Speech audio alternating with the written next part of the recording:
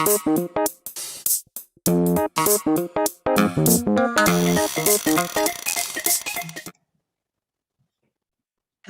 and welcome. We are so pleased to have people joining us from around the globe, taking part in this conversation about treatment and research in MS fatigue, one of the most challenging and difficult symptoms for those of us living with MS.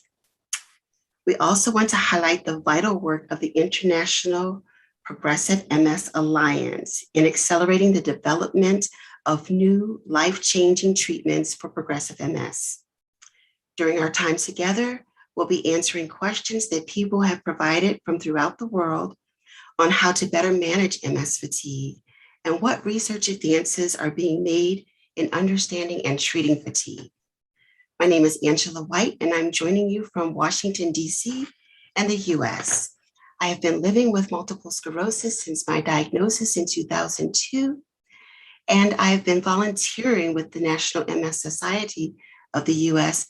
since right around 3 months after I was diagnosed. I've done a little bit of everything, including being an MS activist, where I help to represent the patient perspective, the patient voice, on matters of public policy on all levels of government. I also work with research in MS and helping to provide a patient perspective so that those who are doing clinical studies can actually have an understanding of what matters most to those of us living with MS. In a minute, I'm going to introduce you to our very terrific panel, and they're awesome and amazing, and I want you to know I've got so much information that I've downloaded from them, so you're going to be in for a treat. But first, I want to introduce and to thank our sponsors, because without them, we would not be able to have this program. We are grateful for the generous support of Sanofi, Genzyme, and Genentech, a member of the Roche Group. Thank you for helping to make this webcast possible. The Alliance, the Progressive MS Alliance, is an unprecedented global collaboration to end progressive MS. It includes 19 MS organizations, hundreds of researchers and health professionals, the pharmaceutical industry, companies, foundations, donors, and people affected by or living with progressive MS. In short, the Alliance has brought the world together to solve progressive MS. To date, the Alliance has invested over 24 million euros in research with an overall commitment of 60 million euros through 2025. If you're watching this webcast, you likely know that ending progressive MS is an urgent and unmet need. With me today are leading MS experts who are working to help people with MS live better lives today and to fuel research to develop new, life-changing solutions for tomorrow. Dr. Michelle Murphy is a psychotherapist and senior lecturer in healthcare sector in Ireland. Michelle has served in a number of management roles in the disability sector, developing specialist neurorehabilitative services in the community. As a clinician, lecturer, and researcher, her specialist areas lie in the long-term cognitive and emotional impacts of individuals and families living with neurological conditions.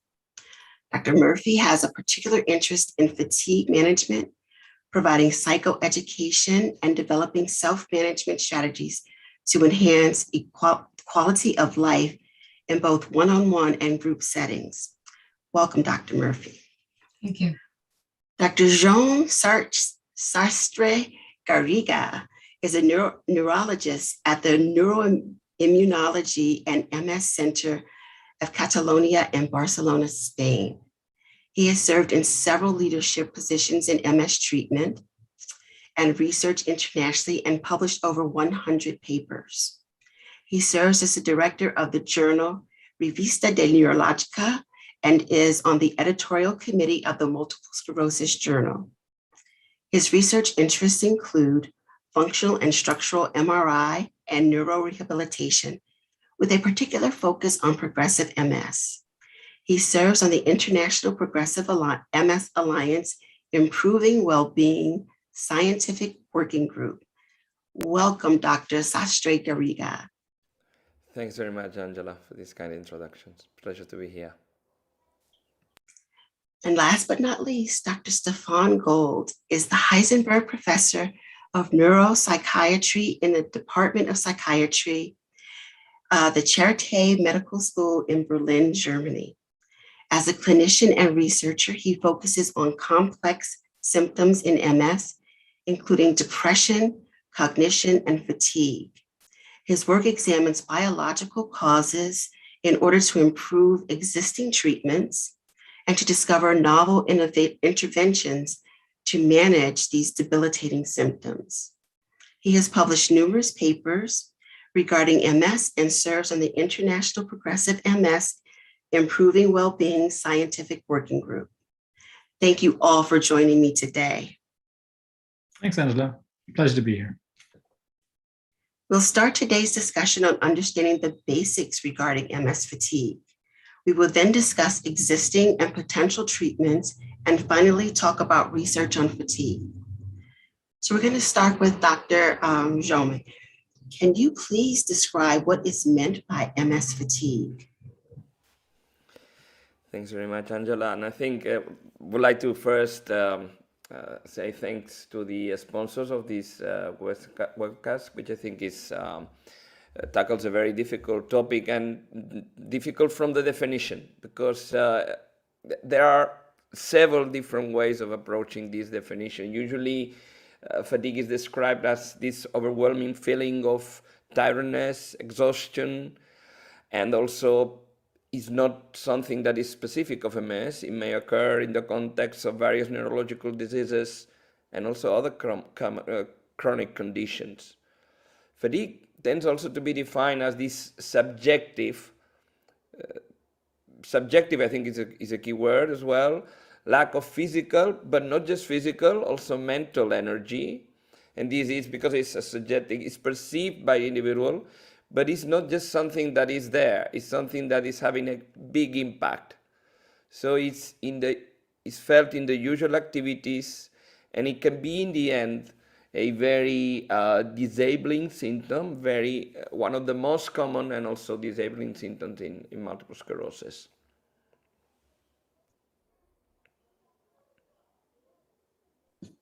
And as a follow-on question, how is MS fatigue different from more general fatigue that someone with a chronic illness might experience?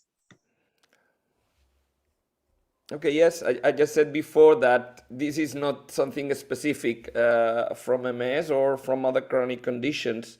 And I like to emphasize, if I can, the fact that it's mostly a subjective symptom. And therefore it's also very difficult, but also very, and most important, to distinguish from other symptoms that are usually around, like excessive daytime sleepiness or motor and cognitive fatigability, which may be in a sense, but just in a sense, more objective. I think this is a very important difference, because as we say, it's sometimes very complex or impossible to disentangle in a particular person like you how the different degrees of subjective and objective fatigue and fatigability may coexist. So in my impression, I believe that a personalized approach is necessary. And I do prefer to keep away from using general tags or definition, or using very exact words that usually don't fit to that particular person 100%.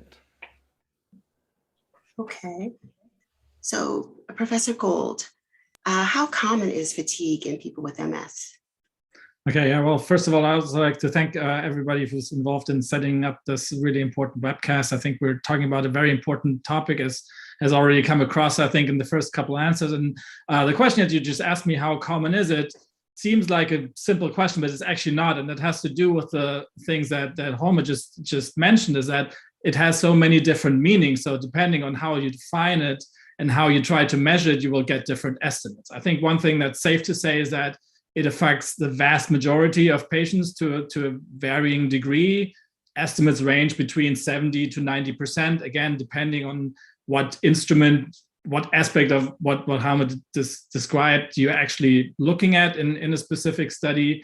And I think what's really important is that the vast majority of patients experience that, sometimes in sort of a fluctuating way. So it doesn't have to be there all the time. It can also come and go to a certain extent. Maybe that is also a different aspect of it, the temporal pattern.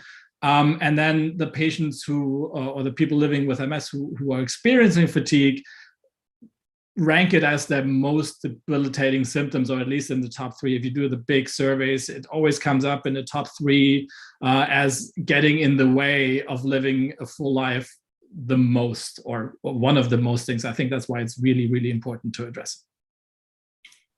So just ask a follow-up, Dr. Gold. So would you say that as a person living with progressive MS, as the disease progresses, the level of fatigue progresses? Is there a correlation there, or? Yeah, so I think this, again, this is a really, really important question that's not as simple to answer. So if you look at big groups of people living with MS and you do big surveys, you do find that there's an association between the walking impairment, neurological disability, and the degree of fatigue, but it's not very strong. So there's a tendency that with advancing disease, you get more fatigue, but that's not to say that there isn't a lot of individual patients who experience fatigue as one of their first symptoms or their most pronounced symptoms, even if they don't have any neurological impairment, no cognitive impairment, or motor or walking disability problems at this stage. So it's I think it's very heterogeneous, and that's the smart word, or for things vary dramatically from person to person. And I think that's really, I think also what Homer indicated, you really have to look at the person in front of you and not so much at big statistics and big groups to really try to understand what is the degree of fatigue, what are the components of fatigue for this person, and how is it changing over time, because that will inform how you might be able to alleviate or treat it. Excellent, thank you, thank you. Dr. Murphy, sometimes we hear people talk about brain fog and MS fatigue, and what is meant by brain fog and how is it related to fatigue? That's a great question, and I echo my colleagues. Thank you very much for hosting this webcast and for the invitation today to speak with you all. In terms of brain fog can often be categorized as cog fog, would be something that clients might say, or cognitive impairment. But really, brain fog is just a general term for a collection of symptoms that relate to our thinking. And what I mean by our thinking, it's how we process information. So even people on the webinar today, how they process how we're speaking, how they store that information, how they're able to remember people's names, or remember appointments, or remember where they've left their keys, but paying attention, their ability to concentrate, recognizing if somebody is saying something and their processing is slowed. So it becomes a collection of fuzzy thinking, hazy thinking, or foggy thinking is what clients would often say. Or they might say, Michelle, my brain just doesn't work like it used to. It's just, I can't really put my finger on it, but it's just feeling a bit hazy. And while everyone can experience periods of brain fog, if I don't sleep that well, or if I have an acute period of stress, I might experience some brain fog symptoms. But it's very different for people living with MS. It can occur more frequently.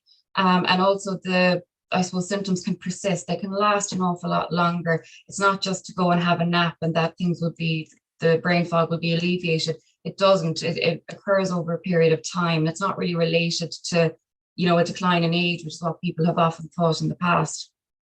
It's very real and it's very debilitating issue that a lot of people with MS are facing, and often question themselves and second guess themselves, if they've forgotten something. And it can be very helpful to put a name on it in terms of brain fog or cog fog. And how it relates to fatigue is just the fact that our brain is working so much harder when we're living with MS to navigate the day-to-day functioning. So even, again, attending a webinar for somebody living with MS can be incredibly fatiguing for people. Your brain just feels exhausted from it. Carrying out the basic tasks like, getting up in the morning or taking your medication, having to think about what your day looks like can be very fatiguing. So it's about managing the the symptoms of brain fog and managing the fatigue kind of on a parallel. I'm really glad to hear you say that. One of the things that I've often said is it's like thinking through wet cotton. Yeah. You know, it's the density of thinking and thoughts. So despite the immense challenges presented by MS fatigue, there are ways to lessen the impact of interfering with your daily life, right?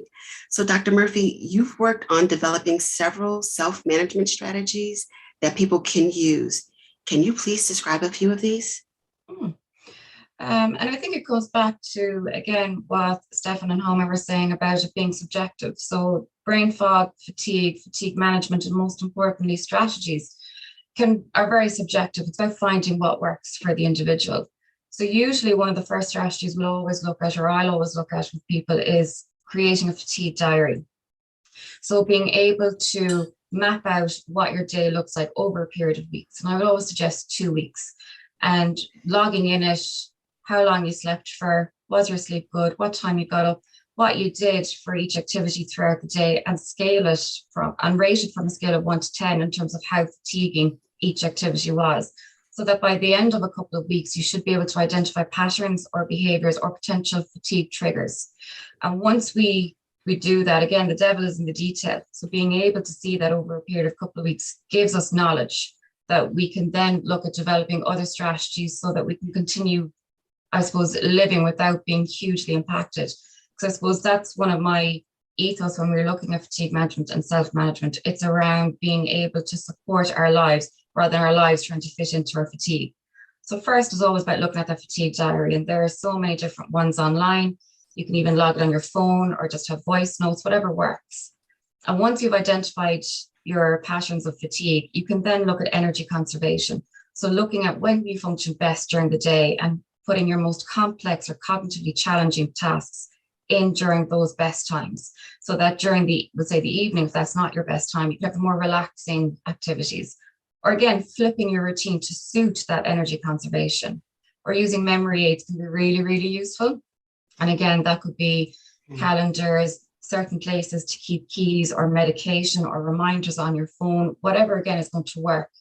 And another really big one is about breaking down tasks. We can often underestimate the amount of pieces or elements of a task and how long a task can take to complete. And we get very overwhelmed with that.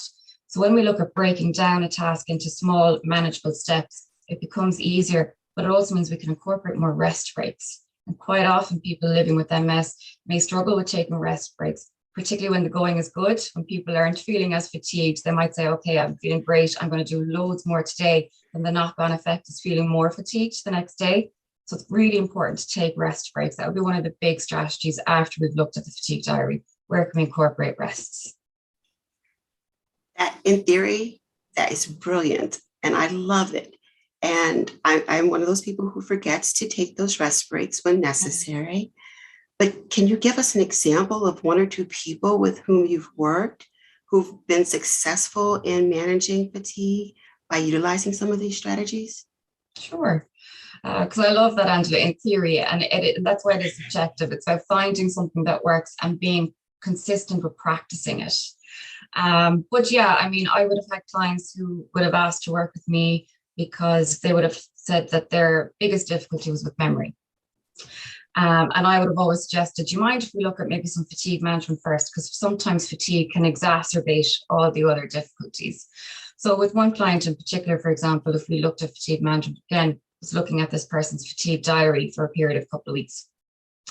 And within that period of time, it was about giving psychoeducation around the different types of fatigue. So the physical fatigue, cognitive fatigue, the social fatigue, learning about all those different types of fatigue. And at the end of the couple of weeks, we were able to identify some patterns of behavior and times that the person functions the best. And rather than trying to adapt lots of strategies, how I work is I ask somebody, what's one activity you really, really like doing and you want to continue doing, but fatigue is getting in the way. So with this client, it was about going grocery shopping on a Friday morning, and they wanted to continue that. So we looked at their evening routine the night before, and part of their rehabilitation was to self-administer an injection on a Thursday evening, but that injection had a side effect of fatigue that would feed into the following morning. So we looked at if it was possible to change when this person could take the injection. And they were able to change it to a Tuesday because a Wednesday was a day for them to have less to do. So that was fine. So then we also looked at ways to create a grocery list. So they were going in to do their grocery shopping. They were forgetting what they were buying. It's impacting their confidence and their self-esteem. So we created a mechanism for a grocery list. We kept it as a memory aid in the same place and just add to it. Then we looked at the grocery time that they were going shopping. We adapted that to a quieter time with less distractions, feeling less overwhelmed. And we looked at incorporating rest breaks. So when they were coming home, rather than taking out all the shopping and putting it all away, because that's a big task, it was to take a break for 10 minutes and then go and get the shopping and put it away. And then it was about taking another rest break to have some lunch so that the brain could just decompress the fatigue. You might feel a little bit more refreshed and then go ahead with proceeding with the rest of the activity during the day, which is about completing or getting a dinner ready. And quite often they were getting upset on the Friday because they would forget about getting dinner ready, or they would leave the dinner in the oven and it would burn. So by the time we looked at the fatigue management strategy of the day on the Friday, they were able to identify that their memory had improved because they were able to build in the strategy of a grocery shopping list. And after being consistent with it, they were able to remember certain habitual items that they would need. They were feeling less fatigued by moving their injection to a different day. And they were feeling more purposeful in the home. They were completing the grocery shopping. They were also managing the dinner and having no ill effects of burning dinner or forgetting dinner. So the person became much more purposeful and much more happy and confident in themselves, and saying that they knew more about their fatigue. So they recognized, if I'm not feeling great today, I need to move things around. And I think that's huge for improving quality of life. So thank you for sharing that. And we know that technology, as you mentioned, some of the different technology advances that we have can play a role in managing fatigue. Professor Gold, you've been working on some approaches that use apps. Can you tell us more about that work? Yeah, so I'd be happy to. So I think what Michelle has beautifully described is that we do actually have an array of different strategies and techniques that can help people manage their fatigue, and if not make the fatigue go away, at least make it get less in the way. And so I think there's an incredible amount of great research by people like Michelle that showed that these actually work, and they're really well validated strategies. Now, when we looked at what people can actually use in terms of having access to, so not everybody has the luxury of being able to work with experienced psychotherapists and other physical therapists with expertise in multiple sclerosis. So one thing that we looked at, we tried to take these elements that Michelle described, many of them, trying to find your triggers, looking at certain structures, trying to change things around so you can manage the fatigue a little better and automate them in a way. So something that a therapist would do in a broken down format, obviously in a standalone app, so you don't need an actual therapist for this. It's not as good as having a real therapist, I have to say that, but it's a good sort of bridge if you don't have access to this kind of specialized MS care centers. And we package that in an app that people can use. It also has the advantage, obviously, that if it's an app, you don't have an appointment on Fridays at 3:30, so you can also use the therapy at the time that's most convenient for you, right? So if on a Tuesday your fatigue gets in the way, you use the app on Wednesday. So it adds a little bit of flexibility, eliminates the need to travel to a therapist's office, for example. So I think it can constitute for some people, or maybe at least for some time, it can enhance these kinds of rehabilitative treatment approaches. And then so we made this app, and it's personalized to people so that they can say, give me more explanations in the psychoeducation department, or give me more concrete tips of how to do these things. So it responds a bit to what people select in terms of their preferences and in terms of their symptom severity. It asks what exactly is the things that are getting in the way for you. And then we tested that in a clinical trial. And we enrolled 300 people, and it did seem to have an effect on fatigue severity as measured by a fatigue questionnaire. So I'm kind of encouraged by these things, because I think ultimately we need a multi-pronged approach that tries to tackle this problem from all different angles. And that includes physiotherapy, psychotherapy, maybe technology, and maybe also pharmacological approaches, and they all should work together because we know that the symptom is caused by so many different factors, which probably means that the therapy also has to address these different pathways of how fatigue can be caused or propagated in any given person. And is the app available for download, or is it still? Yeah, well, in Germany, we have a regulatory path for apps now. So in Germany, the health insurance will pay for this app. And we're in the process of making it internationally available, but it's a little more tricky because it depends on the healthcare system. Okay. And obviously, as soon as you use an app, you also every country has their own data protection rules, and so it's not as simple as I hoped to make this global. But right now, it's available for all patients in Germany, and it's covered by health insurance. So that's one small step. I could hear all of the people who are watching this webcast who are like me, who are going, I need that now. Thank you for sharing that. Dr. Sastre Garriga, there are some drugs that are used in treating fatigue and MS, and can you describe some of these and their effectiveness? Well, let me just start by saying, Angela, that I fully concur with Stefan and Michelle and what they are said. And before we talk about drugs, which I'm afraid I won't have very good news, I think because of the nature of this beast that we are dealing with, the approach to tackle, the approach to manage, the successful approach will definitely be multidisciplinary. As Stefan just said, going from different fronts and trying to mitigate the different manifestations or the intercurrent factors or the aggravating situations that can make fatigue definitely worse or can initiate a process of fatigue. So before moving into drugs like they are in the central stage, I wouldn't put them at all in the central stage, but one of the players, not now, but in the future, because I've said, unfortunately, the evidence supporting the use of medications for the treatment of MS-related fatigue is not just minimal, but also conflicting. If you read some of the papers and some of the trials that have been appearing regularly, some were positive in small samples, but then the next one was negative, and then we are back to square one, and so on. And as I say, although the US FDA and the European Medicines Agency have not approved any medication to treat fatigue in patients with MS, the thing is that clinicians often prescribe, and I've done this myself some time ago, and prescribe these drugs off label to help relieve fatigue. Probably, and I hope Michelle and Stefan would concur that the most prescribed and studied as well will be amantadine, but there also modafinil, and a series of amphetamine-like stimulants. And as I said, I'm afraid the evidence from the time being is against such prescriptions.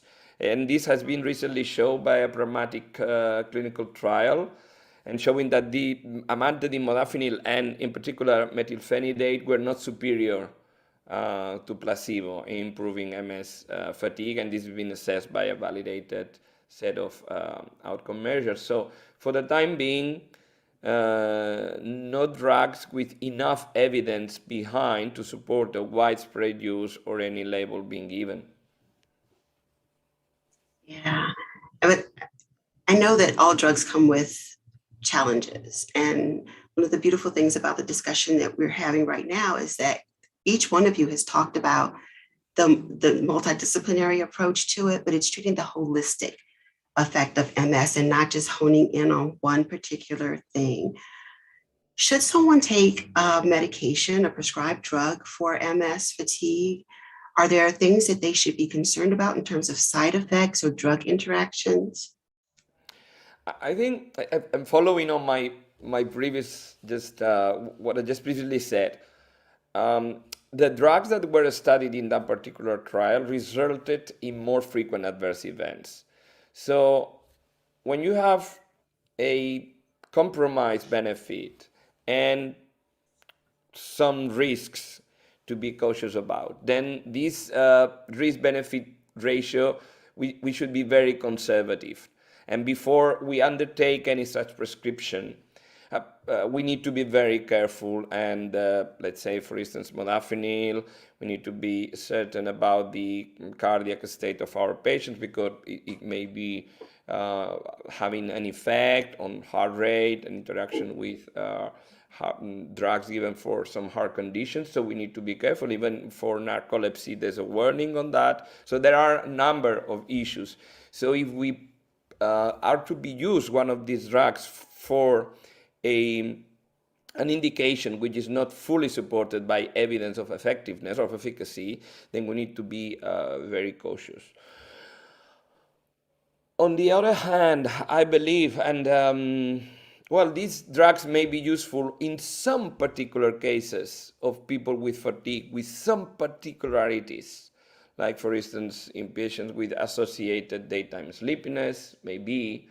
And I think, and as Stefan put it, I think we need to know the exact components of fatigue of that particular patient that we have in front of us. And then in that case, to better plan our approach, and also to be able to really know the exact risk-benefit ratio balance in that particular case. But in general, as I want to repeat, no drugs approved and no evidence in favor of effectiveness of a particular drug for the time being. Hey, thank you. Thank you. Okay, so research into MS fatigue. Professor Gold, what do we know about what causes MS fatigue? And is there research trying to tackle questions about how fatigue may be connected to other conditions or symptoms? And I know you spoke a little bit about this previously, so what's it say now? Well, yeah, so I think, yeah, I mean, there has been actually quite an amount of research on trying to find, biological underpinnings of this. And when I started this conversation before, and we talked about that there is, in fact, not very strong, but definitely detectable association between other symptoms of MS, like walking ability or cognitive impairment and fatigue. That seems to suggest that they might share some, or they might be commonly driven by things that happen in the brain as part of the MS disease process, right? And I think there's been quite a number of studies using imaging that have shown there's a certain, if connections in the brain in certain areas are particularly affected, these people are more likely to experience fatigue syndrome. So there's something, with the in the basal ganglia, and there's something in the frontal lobe, and like how well these different parts of the brain are connected, or how strongly affected these connections between these areas are. And there's different imaging techniques, and they tend to show, there's an association. But I think what's important to note, none of these things that have been looked at to date fully explains the clinical picture in any given patient, right? So I think there is a part of the damage that is done to the myelin sheath in the brain, depending on what area of the brain they're in, they could contribute to a manifestation or some aspect of fatigue.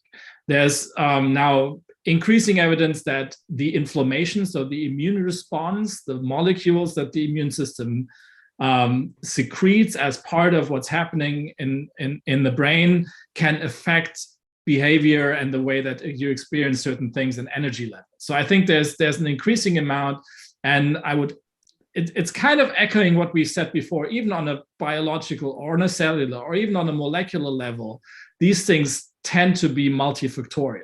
So even there, you have this complex interplay between inflammatory, neurodegenerative aspects, in different brain areas, they have different effects on different components of fatigue. And I think we're making strides. We're starting to understand that, and that might be one way of dissecting these different things that on a clinical level look the same. I think Jaume has nicely shown that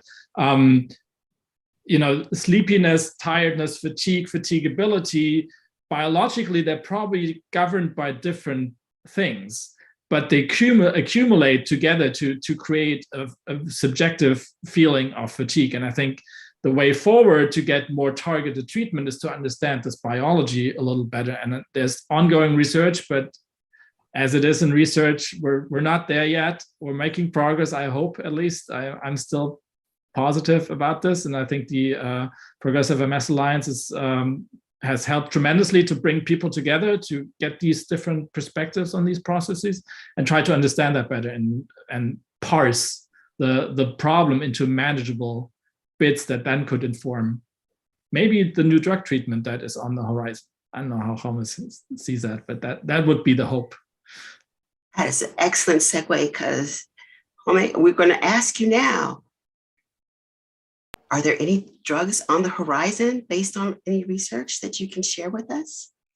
Well, I think not just drugs, but other type of approaches that can also be useful. Like, for instance, I'm thinking of the transcranial direct current stimulation approaches, or other types of neurostimulation devices, I think. But they can also give some useful insights onto physiopathology, and at the same time be helpful in some patients with MS fatigue. But I think, honestly, that more research is still needed.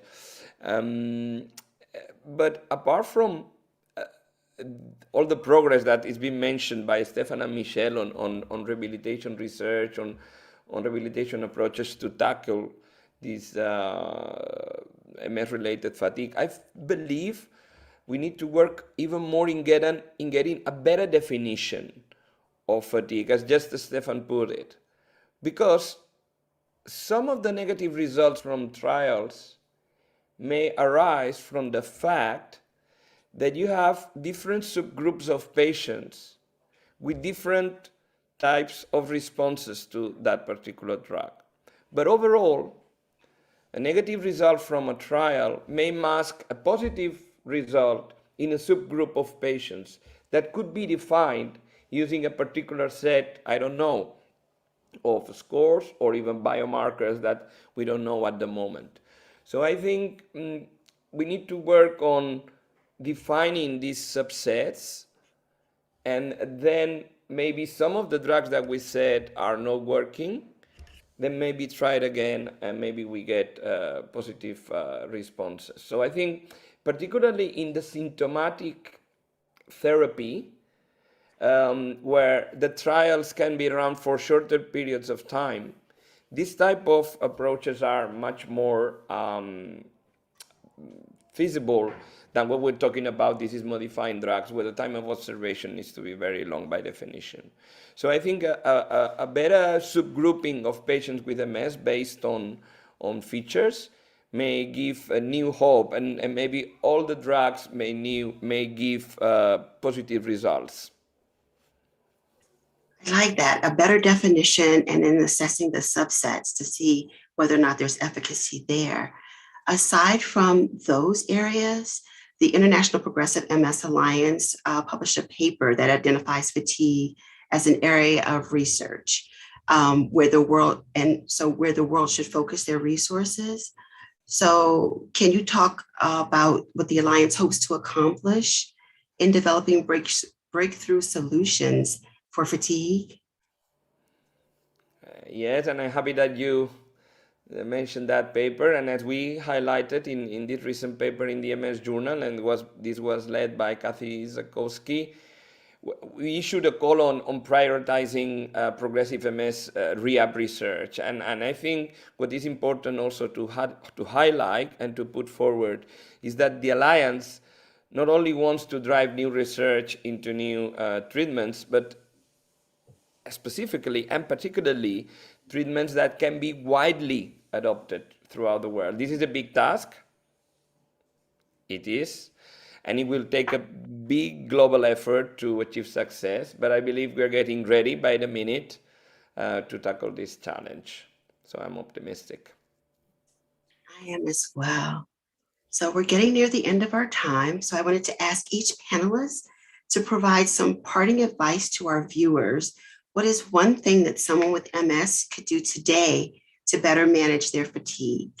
And let's start with you, Dr. And I'd just like to say thank you again. And it's been really lovely even listening to Stefan and Hami today as well, just hearing about all the innovative ways that we're kind of driving forward this topic. In terms of a piece of advice for anybody today, it would certainly be creating a fatigue diary. And if somebody's already creating a fatigue diary, potentially going back and reviewing it, because our fatigue can change, circumstances can change. But really, it's about getting to know your fatigue at a deep level, know the intricacies of how it's impacting you on a day-to-day, filling it in on the good days as well as the bad days. And it's really important just to keep that practice consistent for a period of weeks so that you can really identify areas of functionality during your best times, strategies to manage complex tasks, and be able to have an optimal quality of life, particularly during times of good times or particularly during times of flare-ups and things like that. But get to know your fatigue at a deep level. That's really good advice. Dr. Gold? Yeah, I think, first of all, I'd also like to echo what Michelle said. I think it's been a really interesting panel also for me to hear these different perspectives. And I greatly appreciate you putting it together, and Angela, you guiding us through it. I think Michelle mentioned a lot of really, really helpful things also in her answer before, where she walked through these different cases. I think these are really things that people can do. From my perspective, I think one thing that I would echo or emphasize is that it's if you can try to get a thorough assessment of this fatigue, because we've talked about how fatigue correlates with cognition and depression and sleep problems, and I think these all require different potential strategies, and some of them are more easily treatable than fatigue per se. So if you can get rid of these components, if you make sure, okay, if there's anything with depression, let's take care of that with psychotherapy or with treatments for that, work on sleep hygiene, try to get these elements under control, and then what's left is the fatigue, and then sort of that's what we could deal with. And the second thing, so that's, I think, something, a thorough diagnostic workup together with your healthcare providers to try to understand the pattern and the components of what you personally experience, because you are the expert on your personal journey and living with this disease. And the other thing I can only encourage everybody is try, if you can, participate in research and tell us about the variability of these symptoms, so we can start to understand them better together with the experts on it, which are the people who live with fatigue, and how they can educate our research approaches to better understand this. Thank you. And Dr. Hami, last but not least. So first of all, let me thank you for having the opportunity to be here and to learn from two global MS fatigue experts and MS experts in general, as Stefan and Michelle. It's been a pleasure for me. And also thank you, Angela, for creating the right atmosphere for this conversation to flow. I felt very comfortable during the time that we've been talking together. And I'm afraid I'm going to repeat some of what's been said before, because my personal belief as a physician is that, and this has been highlighted before, definitely, is that self-management is key. I think activity planning, as has been said before, energy dosing are one of the best strategies we can use as we wait for any potential drug to appear. But this is already lots that can be done. And as Stefan just said, I think identification and treatment, if possible, of any intercurrent or precipitating factors that may worsen fatigue is also crucial in my view. And one of the things that is also relevant for me, and maybe I want to be understood in the right way, so maybe my English is not that good that my message will come across exactly. If this is the case, just I beg your pardon. But I think, and I found this in many patients, is the stigma of fatigue. For some patients, being fatigued equals being lazy. Some people have told me, I am actually a very active person. So please, being fatigued by MS is not being lazy. Fatigue is a symptom and needs to be tackled in the best way we can. We do not ignore or try to hide it or feel stigmatized by this symptom. I think as Michelle put it very well, and I love that expression, we need to name it. This is MS fatigue, not me being lazy or anything else. This is MS fatigue. We need to just put it in a capsule and try to sort it out. Thank you all so very much. I have learned so much from each of you, and I am grateful to you for joining and sharing with us the wealth of your knowledge. Today, we've addressed some of the leading questions regarding treatment and research in MS fatigue. And at the very end of this webcast, you will note a listing of online resources where you can find further information on MS research and strategies to manage this extremely challenging symptom. You may want to take a screenshot of these resources, but you should also note that MSIF will be posting these in the chat and will have them available following the webcast. As I hope you've experienced by today's panelists, the Alliance has the very best people in the world working to find solutions to the challenges that people affected by progressive MS face. The International Progressive MS Alliance, my mouth is fatigued, is rallying the worldwide MS community and fueling important research to get effective treatments to people who need them. The Alliance continues to inspire hope and make progress. And still, we must and will do more to end progressive MS. Thank you to our panel of experts, Dr. Murphy, Dr. Sastre Garriga, and Professor Gold, and thanks to all of you watching for joining us today. Please stay connected to the Alliance through our regular webcast and your MS organization. And please share the work of the Alliance with others. We need everyone to be a part of this effort. Together, we truly are stronger than progressive MS.